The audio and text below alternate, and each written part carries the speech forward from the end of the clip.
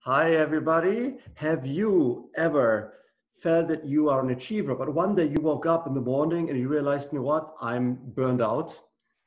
That's what we're going to talk about here today. What I'm going to talk about with Donovan, who is the host of Fried, the podcast for people that are burnout, or the Burnout podcast, right? Hi, Caitlin. How are you? Hi, Andrew. Thanks for having me. I'm really great today. Oh, I'm so not. Tell me a little bit about your podcast. Fried the Burnout podcast exists because I burnt out. I didn't know what to do about it. And all the information I found was about corporate workers and hospital workers instead of entrepreneurs. So I wanted to share stories from mostly entrepreneurs about people that successfully healed and recovered from burnout. But I also wanted to share the really deep, dark parts of their burnout so that people that are burnt out and are feeling those deep, dark things can feel heard and validated and not alone. Okay, so tell me a little about burnout, because for me, that is a concept that I experienced once, but it's very rare, right? So how do I know that I'm actually burned out versus just temporarily fried? Yeah, there's like a short definition of it, and you have to have emotional and physical exhaustion. That's number one. Number two is cynicism and detachment. So feeling separate from your family and feeling separate from the people around you and feeling negative. And the last one is feeling like your work and your accomplishments are not making an impact on the world. So there's three components to it. Yeah.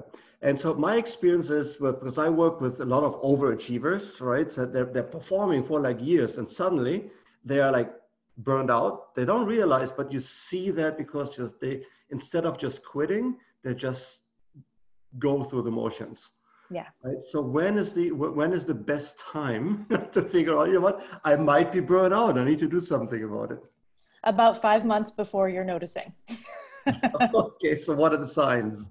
Resentment is sign number one. When you start to feel more resentment during your day than anything else, and everybody is annoying you and everybody is a problem, you start to dislike yourself and dislike other people. That's a massive sign of burnout. The other sign for me that I notice most often is that the coping mechanisms that you've used for years stop being productive for you. So if you were a runner, instead of feeling great after you run, you start to feel tired and overwhelmed.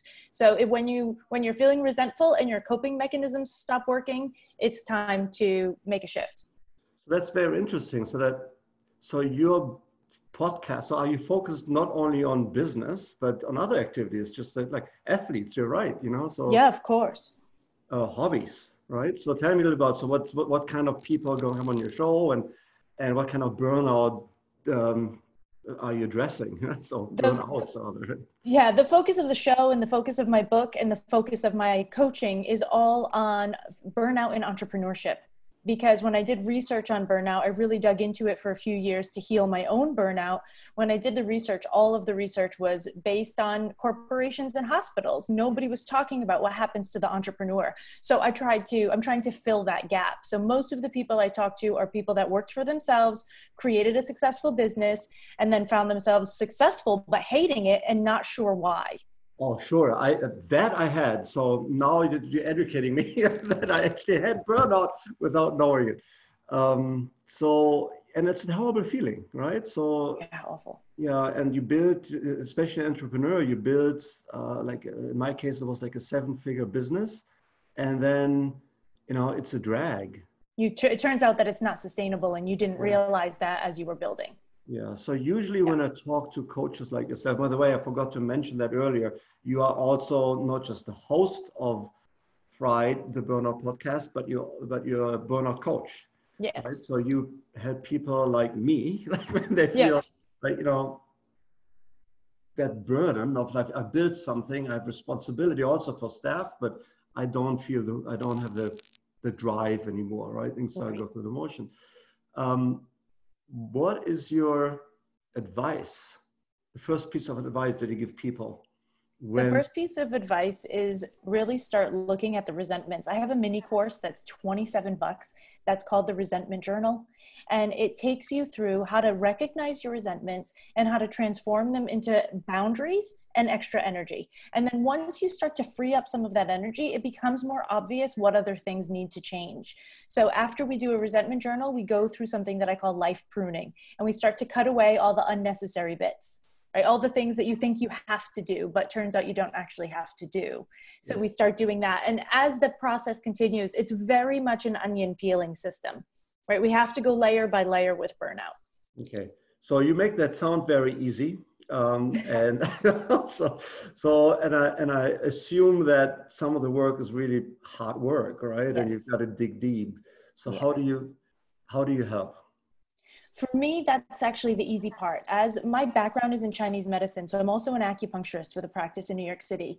And so I've been having really deep conversations with people for almost 15 years. Yeah. So for me to get into those places and allow you to like shine light on the things that need to be fixed is not actually as difficult as people would like to make it seem. That doesn't mean that it's comfortable. Right? That doesn't mean it's comfortable, but it doesn't make it necessarily hard, because once you see it, once you're like, oh, wow, that's it, you can't unsee it, and unwinding it becomes much easier. It's much easier to unpack things that you can actually see. So my job is to shine the flashlight and say, look, this is where we're looking. Yes. So usually when I talk to coaches that have that specific mission, there's a story behind it. What's your story? I built a very successful business that crushed me. Okay. So I built an acupuncture practice in Warsaw, Poland, many years ago now. And I was 28 years old. I had a 3-month waiting list. I was on TV and in magazines, and it was all the things. I was checking off all the boxes that said, like, you've made it, you've done it. But what I didn't realize at the time was that I was doing it from a place of needing to prove myself, and that I thought I had really good boundaries, but I didn't. Yeah. So talk about boundaries. What were your boundaries that you should have said and that you didn't? That is actually a massive conversation because there's so many of them. But the boundaries that I talk about most with clients are the internal boundaries. They're not things that other people are requesting of you. They're things that you are over giving because you're afraid that if you don't give extra, that people won't see you as valuable or lovable. Yeah. So you had that experience at a very young age. Yeah. And what were the consequences at the time? At the time, I had a significant amount of weight gain and my thyroid broke down. So I had a lot of emotional issues because I was upset and angry and frustrated all the time. But I actually had a huge component that was physical. And I find that to be true in almost everyone that I talk to. They end up having migraines or Bell's palsy or IBS or a multitude of various physical symptoms. But for me, it was my thyroid breaking down. Yeah. And so what was the aha moment for you when you say, you know what, I've got to do something about this? I knew I had to do something about it. So what we did was move to another country and I started over. And then I found myself sort of still in that system, and I didn't really realize it until I read an article about burnout and my whole body went, oh, this is it. Yeah.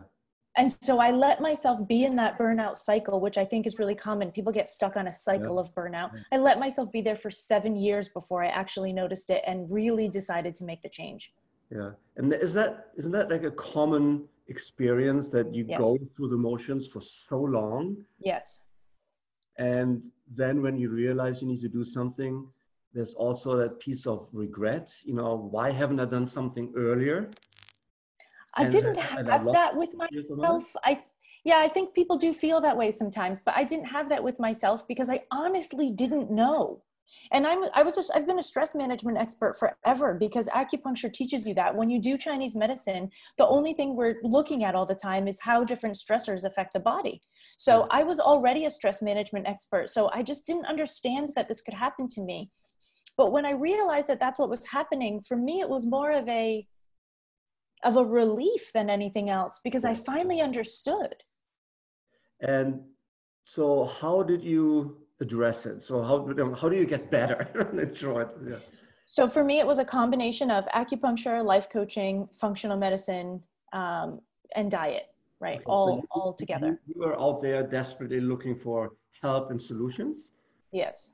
And so I guess you figured it out.